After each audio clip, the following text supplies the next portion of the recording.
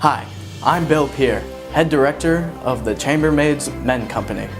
As you may know, we are a troupe of acting professionals dedicated to bringing you visual, storytime entertainment on the little screen of YouTube. You may know us from our bevy of popular videos, such as this one right here.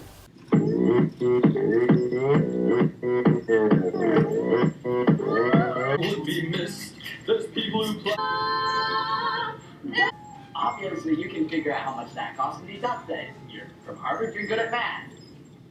There will be obedience in my church, or you're a filthy daddy wench, you really ought to give Puritans a try. It is my regret to inform you that over the course of our near 18-month hiatus... Am I supposed to read all of this? Yeah, keep going. Well, long story short, we laid off all our actors, we made the video shorter, and we still hope you love them. So, without further ado, here is William Shakespeare's classic, Twelfth Night. With 2 gags, in 12 minutes. Once upon a time, back in the 1500s, there lived a man named William Shakespeare. He was a playwright, and a very, very famous one at that. Some of the plays he wrote were very funny, some of them, not so much. But this one time, some people asked him to write one of his funny ones for their 12th night celebration. 12th night, for those of you who don't know, is a holiday that was very old and celebrated 12 nights after Christmas. So, Shakespeare did his thing, and he ended up with a play he creatively called Twelfth Night, or What You Will. It begins with a girl named Viola. She and her brother Sebastian are on a boat travelling around. Oh, hello there. But unfortunately, they get shipwrecked in a storm. So Viola washes up on shore, thinking she's the only survivor, and she has no money, and that her brother Sebastian is dead. Oh, luckily, she runs into the captain of the boat, who also survived. He agrees to help her out. I'll help you. The other kind of captain? I'll help you. Now, back in Shakespeare's day, they didn't believe in a thing called equal opportunity, but Viola is a very resourceful and witty girl, so she comes up with a plan. I know what I'll do. I'll cut off all my hair and I'll dress like a eunuch so I can go to work for some rich guy in a nearby city. How do I look? That's right, Viola dresses herself up as a man so she can get a job in the city. Now, once Viola gets there, she runs into this really nice guy named Duke Orsino, who's also really rich. But he has one big problem. Oh, the love of my life won't marry me. Who's the love of your life, sir? It's Olivia, my next door neighbor. I'd do anything to woo her. Oh, well, it sounds like you're in a pinch, sir. I wish there was something I could do to help. Actually, I like you, kid. There's something about you, I can't quite place it. Want to work for me? Of course! Of course, sir, that'd be great. Great. How about you take this love letter to Olivia? Sure thing, sir. So, Viola heads over to Olivia's house to carry out the Duke's orders. But she's a little bit bummed out.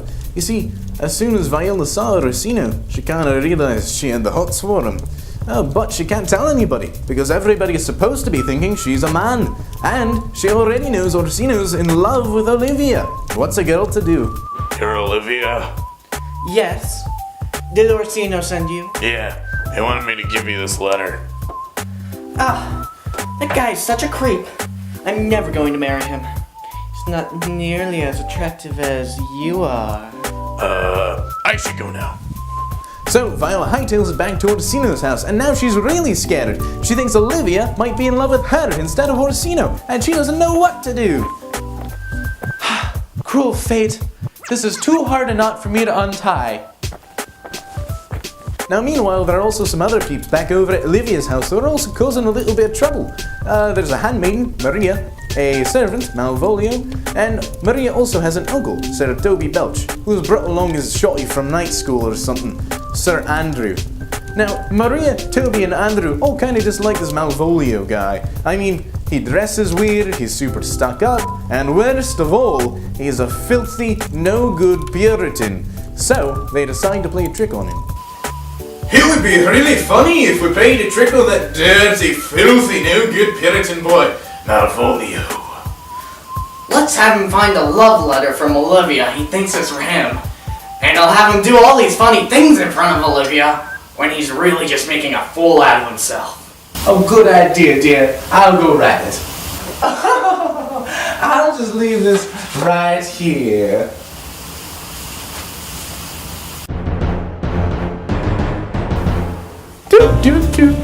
Oh, what is this? A love letter? To me? From Olivia? Oh, happy day! Oh, it says she always wants me to smile in front of her. How sweet. And, oh, she always wants me to wear crazy socks. Huh? How strange. Anything for you, my sweet butter truffle. Oh, I didn't see you there, Petunia. Have you seen my socks? You're weird. I don't like you. My life is ruined. Now back at the Duke's house, Viola and Orsino have managed to become pretty tight buds. They've even started talking about some very deep philosophical things, like love. Women just don't love men like men love women. My love for her is like a hungry ocean. She just doesn't understand. Oh, I don't know about that, sir. I once had a sister who was madly in love with a duke, such as yourself. Really? Maybe Olivia does love me after all. Cesario, my boy, will you take this jewel to her, proclaiming my love to her again? Yes, sir.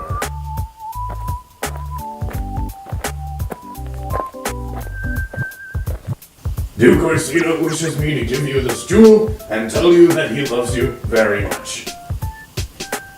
Forget about Orsino. You come work for me. Come here, Cesario. I love you. Whoa, whoa! My heart has never been, nor will ever be commanded by a woman, and I'm sorry to say that you also do not command it. I hope that you will think on my master, and not on me. I must bid you goodbye. Yikes, it looks like Viola's in a tough spot. But before we find out what happens to her, we need to head back to the beach where this all started. Now, you remember when I said Viola had a bro, Sebastian, who we all thought was dead? Turns out he's not, he's alive. He gets saved from drowning by this dude Antonio, who's a little strange, but he's a decent chap. Oh, where's Viola? Oh God, she's drowned! Dude, speaking of drowning, I just saved your life. Oh, thanks, man. I really appreciate it. Cool.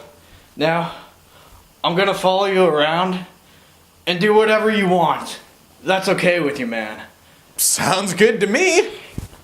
Antonio and Sebastian go traipsing around the city, but there's one minor problem with that.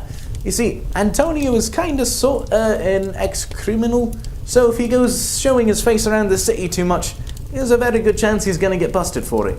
Now back at Olivia's house, things are getting even crazier. Sir Andrew has also decided that he's madly in love with Olivia, but since he knows that Olivia has a wee bit of crush on the Cesario guy, he decides to do something about it. I'm gonna kill that kid. Oh, great idea! Well, maybe don't kill him, but you beat him in a duel, and then Olivia, she'll know what's up, if you know what I mean. So as Viola is walking back to Orsino's house from another unsuccessful attempt at wooing Olivia, she gets stopped by Andrew. Have at you, sir. I hereby challenge you to a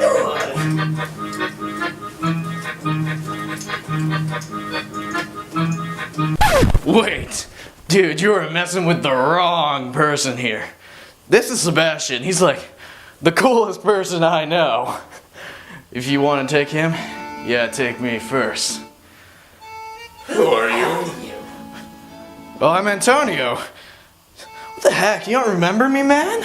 You see, since Viola's disguising herself as a man, she now looks exactly like her brother, Sebastian, which is a wee bit confusing to poor Antonio. Oh, and remember how I said he was an ex-convict? Yeah, well, the Popo shows up and they decide to take him away. Wait, I get caught? Dude, that is not cool. My day just went from totally tubular to totally awful. Viola uses the momentary distraction to get away from Andrew. He called me Sebastian. I wonder if Sebastian's still alive. Oh, doesn't matter. I gotta get out of here. But then things get even a little bit more complicated because the real Sebastian comes on stage, quickly followed by Olivia, who thinks he's Cesario. Hey, has anyone seen a kind of crazy looking guy in a lifeguard shirt? Aha! Havachi! Stop it! How dare you try to hurt my poor sweet Cesario, you ruffian! My name's Sebastian, not Cesario, but, hey babe, I'll be your poor sweet anything anytime you like. You mean you like me? Madam, I have only just laid my eyes on you, and I think I'm in a dream, but yet I can say, I love you. Well, you may be waking up from a dream, but let's get married. The whole Cesario thing is a little weird, but she seems nice enough. Marriage it is then. So a little bit of time goes by. Sebastian and Olivia get married in secret because they can't wait any longer, and they plan to have a very big public ceremony later. Meanwhile, Viola asks Orsino if he can help her get Antonio out of jail because Viola wants to thank Antonio for helping her get out of that duel back then. You know this guy? Yeah, he was a scallywag who stole a ship a while ago. Relax, dude. I work for the trees and stuff now. I saved this kid you have from drowning and stuff. Thought it was cool. They didn't even cover for me when the officers came. And then, all of a sudden, Olivia walks in. Cesario, what are you doing with Orsino? Well, he's my master, madam. I don't know what you're talking about. But I love you and we're married. What? You betrayed me, youth. I will kill you. For you, Orsino, I would die 1,000 deaths. And then, Andrew walks in. Oh hell! I challenged Cesario to a rematch, but he actually fought this time. And he severely injured Toby. And then, to finish everything off, Sebastian walks in. Sebastian? Viola? Sebastian! Viola! What? There's two of you? And the whole truth is about to come out. What? Yeah, look. Zounds! I know, right? And there's another thing too. This whole time you've been trying to get me to woo Olivia for you? Well, I found I have an awful lot of feelings for you.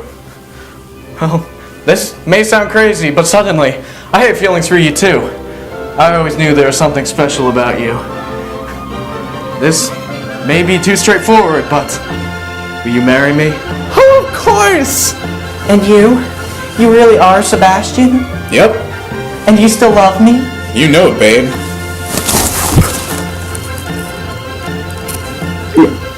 Hi! Congratulations, everyone! Marie and I are getting married! Thank you. And that about sums it up. They all decide to get married, and the smart aleck court jester guy who's kind of been hanging around in the background for the whole play comes out and sings a song to wrap it all up. They all live happily ever after, bar a couple of the characters, and that, my friends, is the end of 12th Night. Thank you. The end.